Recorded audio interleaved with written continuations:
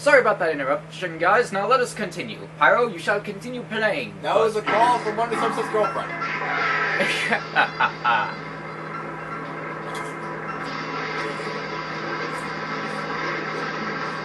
It was actually my mom, but okay. Really? I'm trying to help you out, man.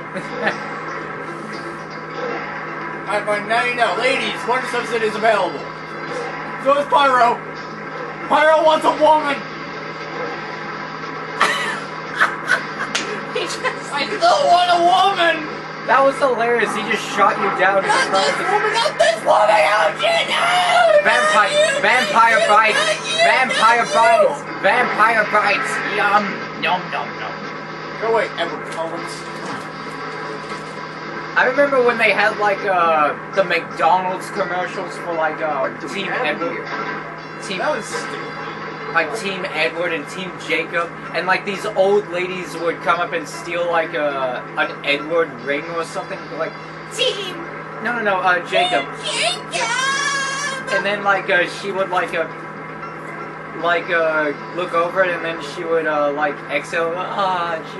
Jacob. And then another old lady would come up and steal an Edward ring, and like Team Edward. I remember this one Burger King commercial. It was real Twilight fans like going trying to convert people to their side, and like one guy was converted to Edward, one guy was converted to Jacob, and then they went to this old man who was my favorite one. You know, he's like, okay, if you what would you rather your granddaughter date, your werewolf or a vampire? Neither. They're both stupid.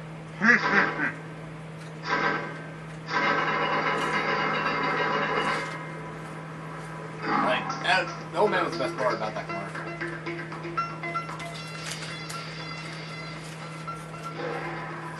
Man, it's like the Kids' Choice Awards up in here. Look, you know, better. Look, these are celebrities that show up. They're the celebrities that get Choice Awards. Yep. I agree.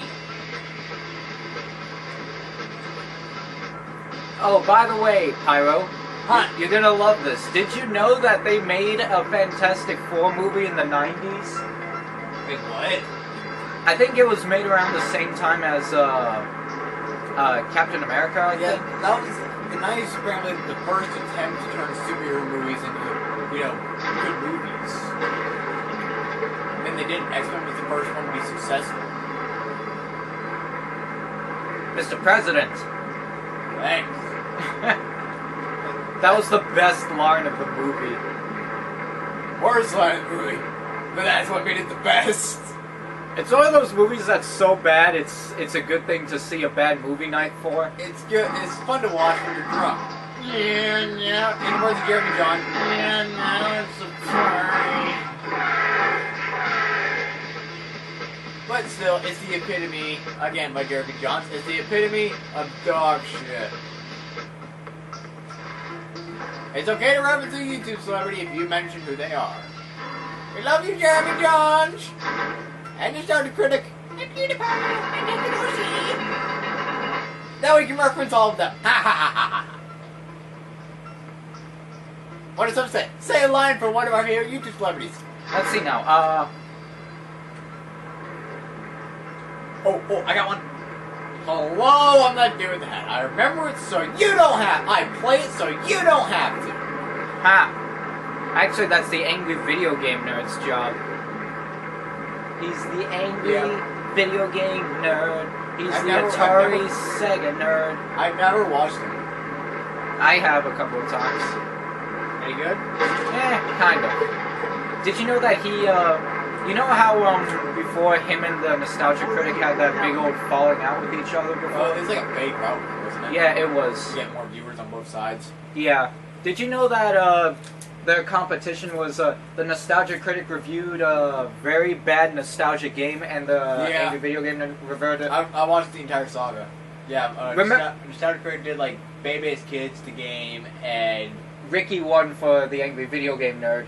Can you believe that was like Ricky 1 was the only parody of Rocky. Like it was the only full-length film parody of Rocky. That was when parody started to go bad. Yeah. Like, that was after Spaceballs was like the last good parody. And like, then once Ricky 1 and Spy Hard came out, everything went to hell. you wanna know what? Do you wanna know what was like, the worst part about that movie, Ricky 1? What? They parodied The Godfather with... No! No! No! No! That was the worst No. part. If you're not parody Godfather. if you're a Godfather fan, then you know you would be extremely ticked off. That is like parodying Hamlet, okay? You do not do that. Or Star Trek. Or Star Trek. Well, they parodied Star Trek on Mad, and I forgive them, okay, because it was actually kind of funny. It's called Star Black. Star Black. Don't say it, or I'll kick you off the ship. Mum's the word. Actually, I'm talking about the other one. I know, the Into Darkness parody. No. I'm talking about like I have like the big compilation magazine of like some of their best sketches. Oh, I thought you were talking about the episode. Well, yeah, they named it after the same sketch, but originally they had a sketch in the '60s from their magazine of the original TV show called Star Trek.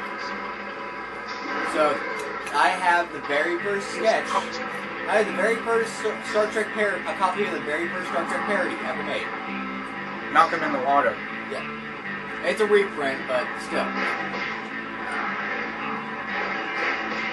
There we go! Oh, lizards can swim! Well, they should be. They just came out of the water, so I'm pretty sure they can swim. I don't know how that kills them. Don't question the game, or they'll kill us! The game rights will come. They will find us. It'll be like Liam Neeson and Taken. Taken 2. Do not watch it. No.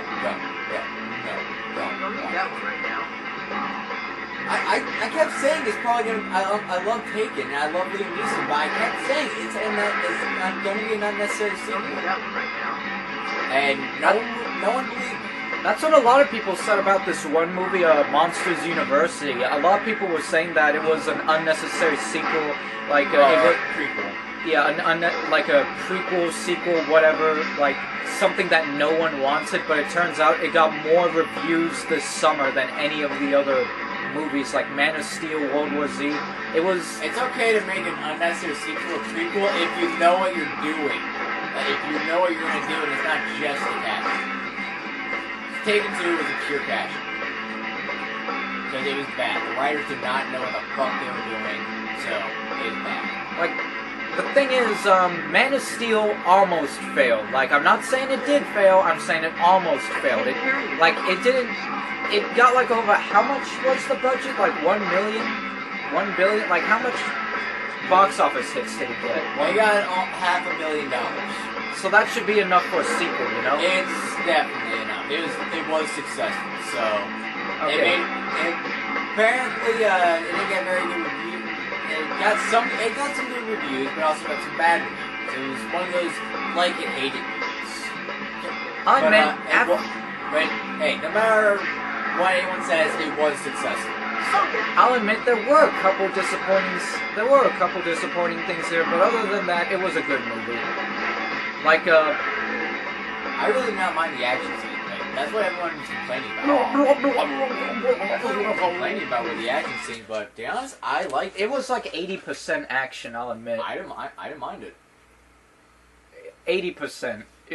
I like action movies, like, as long as it's like 75 or 80%, well, Man of Steel was like about 80%. There was a lot of drama. It was just the action scenes were...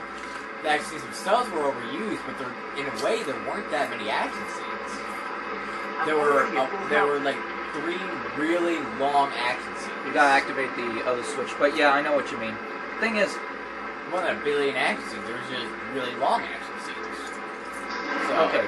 I did not mind it. So here's what happened with the movies over the summer. Man of Steel almost failed. World War Z, a lot of people thought that was an okay movie, even though a lot of people said at first it was going to suck because they thought it wasn't going to be based off of the book. In fact, I talked to a few of my friends, they said that the book was so much better than the movie. And again, the one movie that got the most reviews out of all of them during the summer was Monsters University. The Star Trek Into Darkness and Iron Man 3, they don't count because they were spring. They were like at the end of spring. So I wasn't really interested in Monsters University. I mean, it looked like an okay movie, but I wasn't really interested in it. I was gonna see it, for nostalgic memories. I love the original. Yeah, me too. I used to have the DVD. I don't know what happened to it. Is it one day when I tried to look for it and I wanted to watch it? It was just gone. I could never find it. It's gone forever.